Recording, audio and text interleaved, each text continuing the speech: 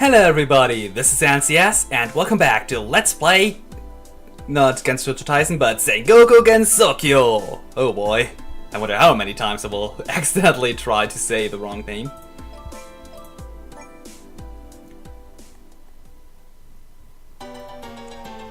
It seems we have another conversation between Wriggle and Mistia. Wriggle and Mistia had formed the Youkai Army and accepted Yukari's invitation to the war game.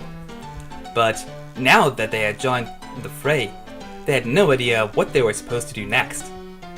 Anyway, I called all my friends and other yokai, and they're willing to help out. Yeah, that's nice. Wriggle appeared to be thinking deeply. Mistia started to get angry over Wriggle supposedly ignoring her. Hey, are you listening to me? Sorry. I was thinking about something. About what? Well... Wriggle turned to face Mistia with the most serious expression she had ever seen on her face. Just a glance at the seriousness of her attitude made Mistia consciously straighten her back. Hey! Is it really that important? Wriggle silently nodded. Her stare continued to pierce Mistia like daggers, making her extremely nervous. Truthfully. Yeah? I don't think we can go any further unless we decide it now. Decide? Decide what? How could you forget something so important? I'm talking about who the leader will be. Let's decide it now. The grand sound of someone falling over could be heard for miles. What's wrong? You really... Don't make such stupid things sound so important. I was bracing myself for something really bad. That you come up with that? What? It isn't stupid at all. It's extremely important. Mistia's face was bright red from her expiration. Wriggle began to talk passionately as she looked Mistia right in the eye. Each yokai may be a pitifully weak insect, but if they all work together, they become an invincible army. But they need someone to lead them. We can't win against the Shrine Maiden one-on-one, but with everyone's cooperation, and if we decide a leader, there won't be anyone who can match us. And how will we decide who the leader is? There's no need for anything special for that. I'm the only one who can do it after all. Wriggle proudly pointed at herself, but Mistia wasn't convinced. After all the talk about how important the leader is, you're just selfishly trying to make yourself the leader? Selfish? I'm the one she contacted. I'm the one who brought it up to you, so obviously, I should be the leader. So what? I'm the one who got lots of people to join this army. You couldn't do anything by yourself. Oh no, you didn't. Yeah, I went there.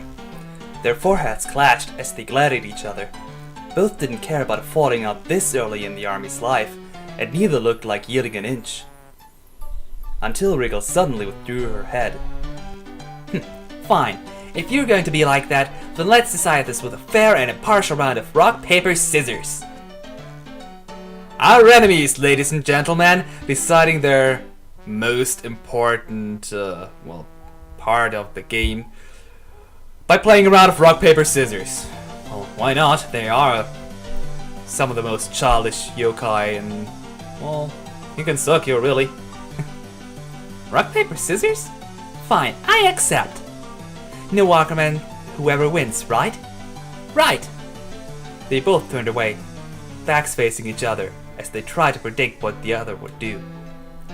RPGs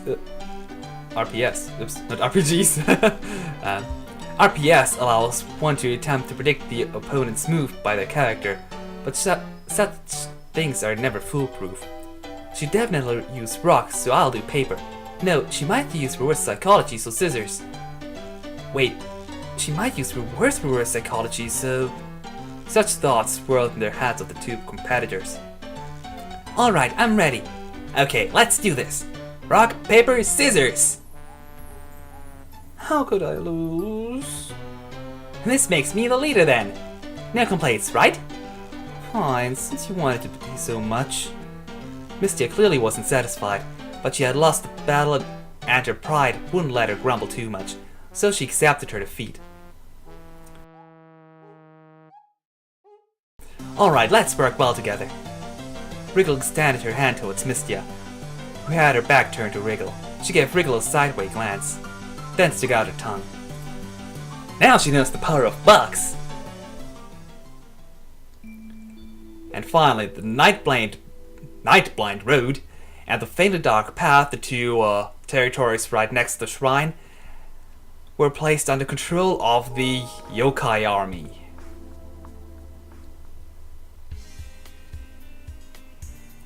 So, what's happening with them?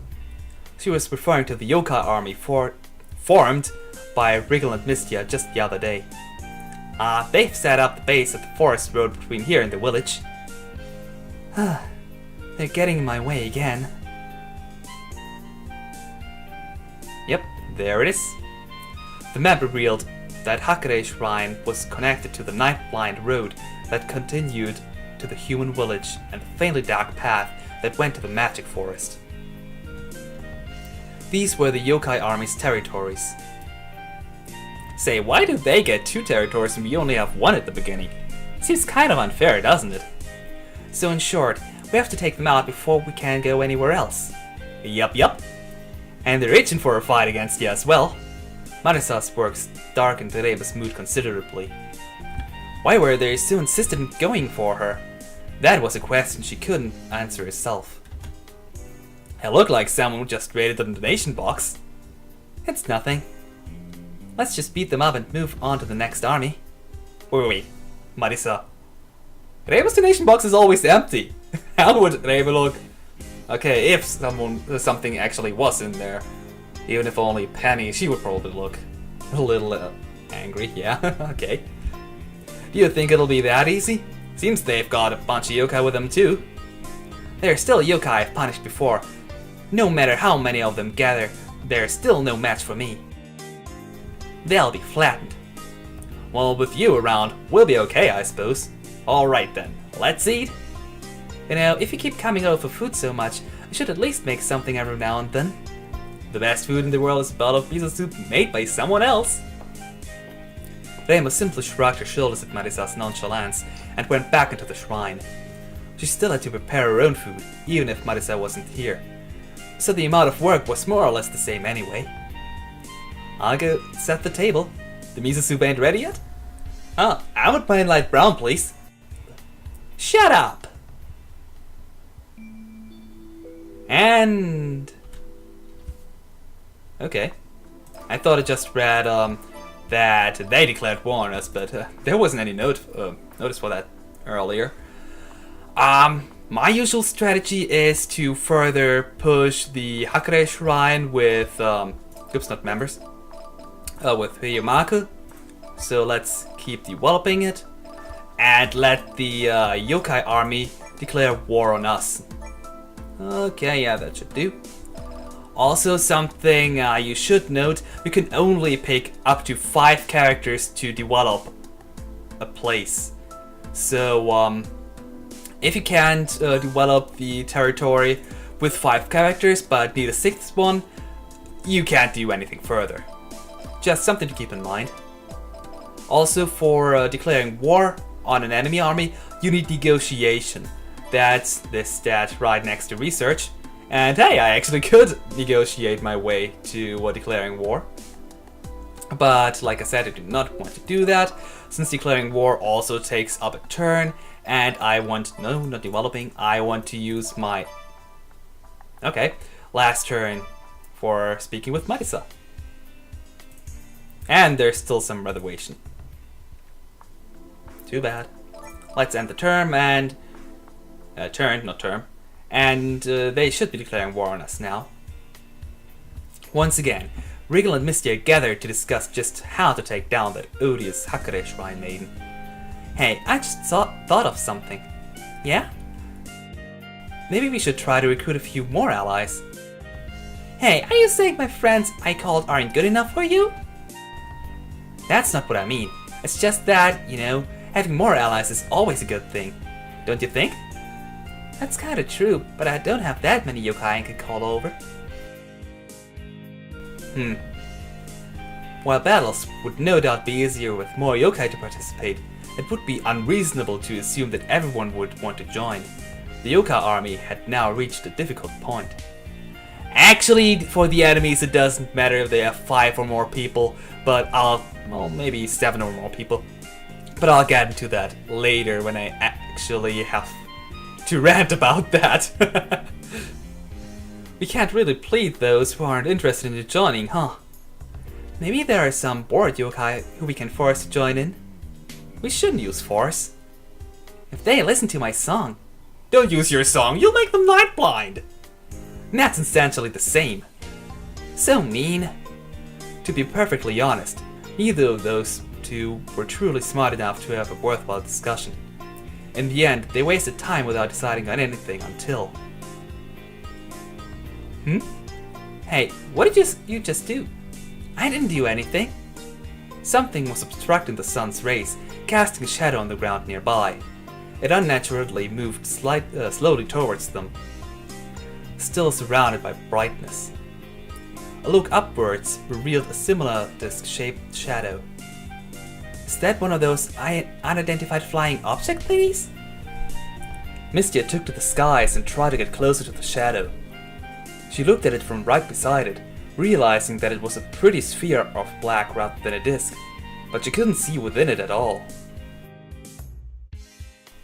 Hey, be careful, getting too close might be dangerous. Yeah, I'll be careful. She timidly extended her hand and it disappeared into the shadows. Her hand met no resistance as it went in, but she couldn't see anymore. She pulled her hand back out, and it looked the same as ever. Hoo-ah, this is really weird. Are you okay? Yeah, I'm fine, see? Mistia pushed her hand in and out of the darkness several times, gradually going deeper and deeper until the point where the elbow was hidden. Then her fingers hit something. Yeah! She hurriedly pulled her arm out. There was nothing at her fingertips, but the sensation of touching something remained. You know, Misty has quite long fingernails, so she probably should have scratched something before she could have actually really touched something that she felt is like, oh well. What's wrong? There's something inside. But nobody could see what it was from the outside. The black sphere then stopped its slow movement. Huh? Mistia was on her guard when she suddenly heard an inquiring voice. Ooh, you've all been so loud for a while now. Well, it spoke. Who touched me just now? Ooh, I don't want to make it all right, but... As she spoke, the sphere of darkness weakened slightly. It eventually weakened enough to see inside, revealing the figure floating at the center of the sphere. Eh? Who are you?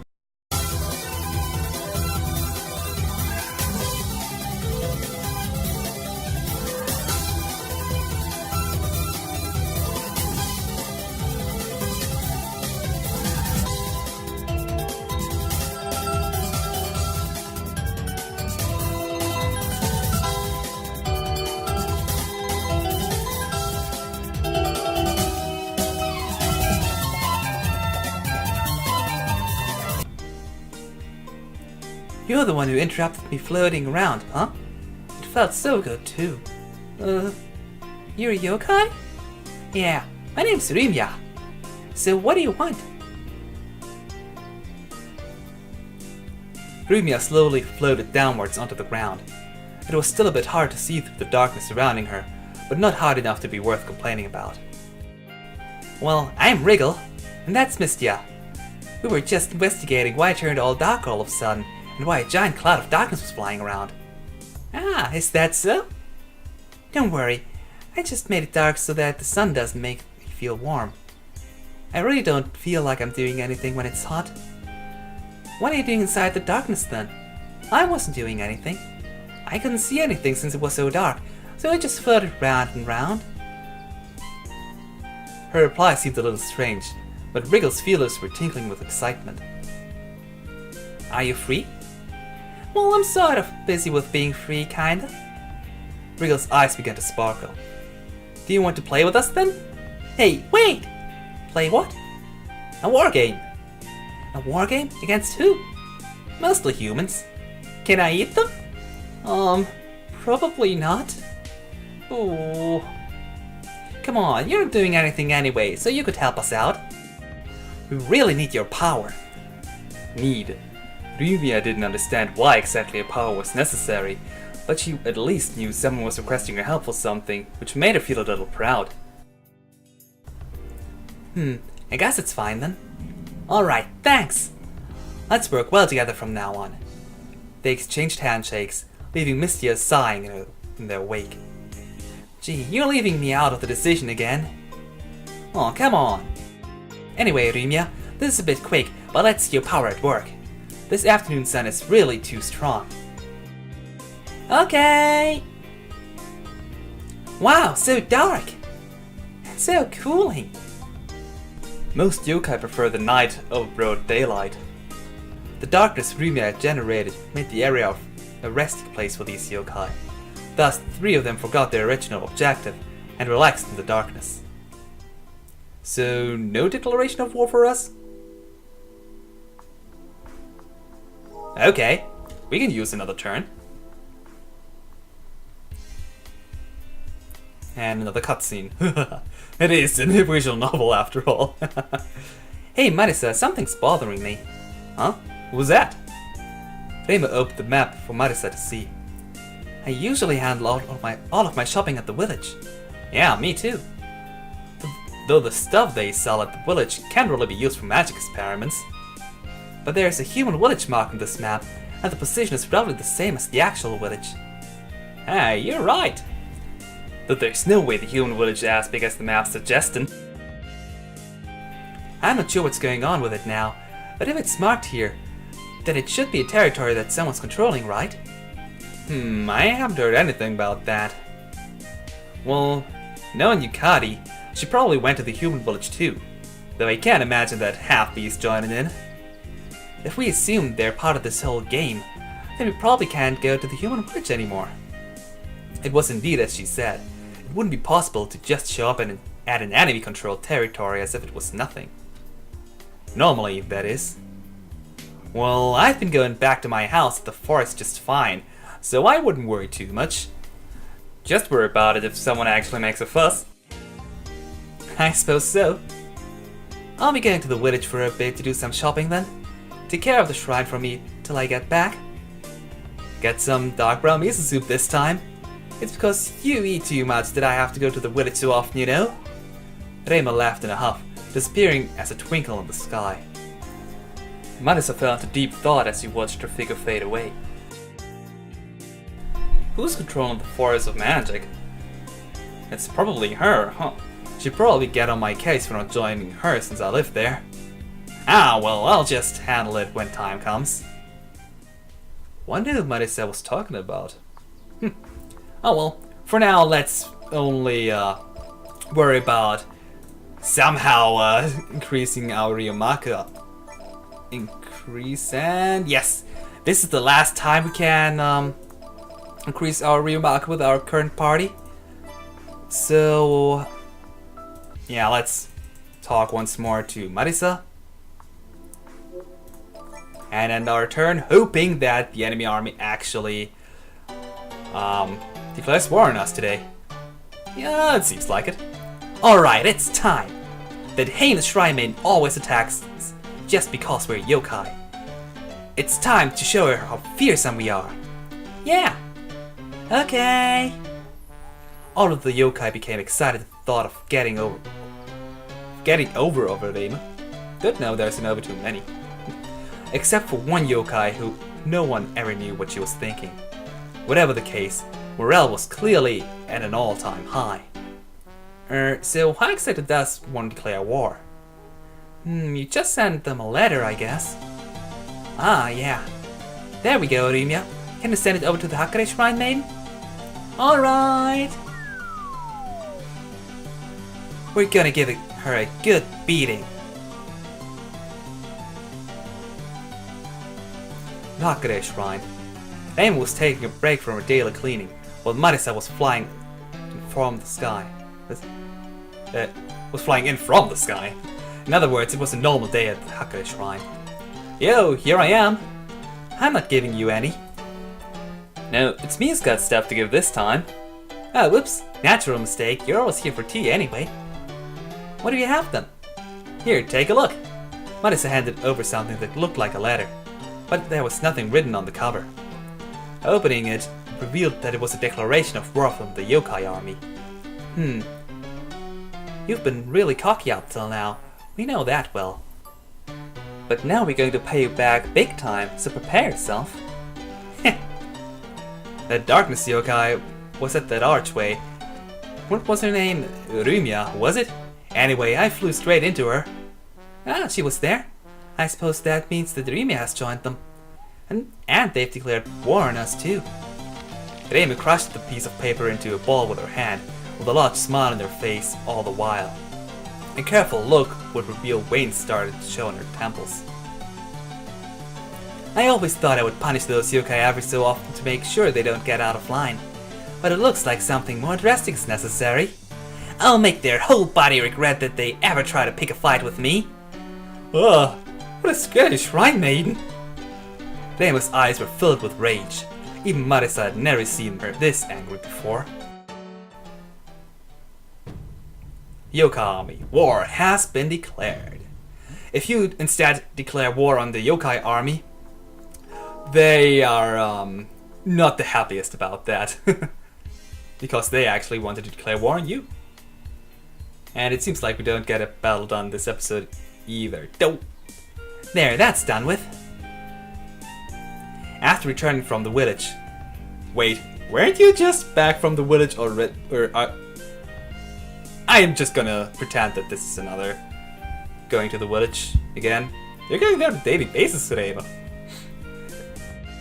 Reima stored away all the food and ingredients she bought with a little sigh. Normally, she would stock up for the future, but the current season meant food spoiled quickly. It was at times like these where she wished for coolness of the winter to come again. Of course, when it's winter, she'd wish then for the exact opposite. Well, all these will be used up quickly anyway. That's cause you eat a lot. I should learn a bit from me. I would imagine it's more because I have to prepare helpings for 2 people every day. Gee, you eat 2 helpings? A real glutton, aren't ya? Reima shot a deathly glare at Marisa, who had an innocent look on her face. Come on, look a little happier. I really value your magic after all. I should be really happy to have an admirer. For someone who ups and comes here without permission to eat, you really... And what do you mean by magic? Cooking's a type of magic, don't you think? Marisa's opinion left Reima staring at her blankly. Even after taking some time to process it, it still wasn't comprehensible in the slightest. Nobody eats raw cabbage or radish out of the box, right? I better take that back, there might be some weirdos around here. Well, it usually is cooked first, yes. Magic is something that comes out when I transform an ordinary forest mushroom into some real powerful sorcery. It's the same as cooking. Bunch of normal ingredients, through the many skills we use, changes the taste and forms drastically. And this end product brings happiness and good health to those who eat it. If that ain't magic, then what is? I don't think your Master Spark will bring any happiness to anyone it hits, but okay. Aha, it sounds like something Marisa's thought of on the spot, but she showed that she actually had basis behind her reasoning. And very well said at that, even Reima felt enlightened at her explanation. That's a pretty interesting viewpoint, but since when does your magic make anyone happy? Don't hit where it hurts, yo. Besides, magic can't ever be fully understood, and it's a long road that a human lifespan won't last for. There are 2 types of magicians, those who were born magicians, and humans who could choose to become one. One who becomes a magician is no longer human, which is why Marisa couldn't be called a genuine magician yet. So, are you going to stop being a human someday? Reima's question seemed to be natural based on the flow of the conversation. Marisa's expression grew heavy for a split second after she heard that. Then, right after, she was back to normal and continued speaking. I don't know. There's definitely a lot of interesting things I want to experience or know about in this world, and I can't do them all in the time a human has. But still, I think accomplishing things as a human with limited time has more meaning to it. since a human's life goes by just like a flash. And just like your Damaku. It's good for my Damaku to be flashy. And I definitely ain't gonna stop being human till I beat you. That's good, you'll be a human forever then. Them's fighting words, you know. The pureborn magicians. Humans who become magicians. Magic users who continue to remain human. There are many ways for those to live their lives, and the freedom of choice as to which they find best. In Medisa's opinion, none of those choices were inherently good or bad, and that living on as a human was just fine for her.